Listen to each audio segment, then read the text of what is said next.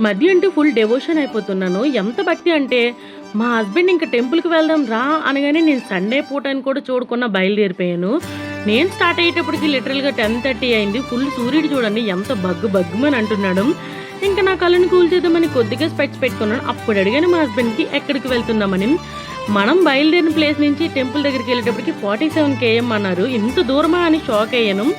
But అలా ఎలాగో కష్టాలు పడి వెళ్ళిపోయాను. దాంతో పాటు ఫుల్ ఎక్సైట్ కూడా ఉన్నాను. ఈ టెంపుల్ నేను ఇదే ఫస్ట్ టైం విజిట్ చేశాను.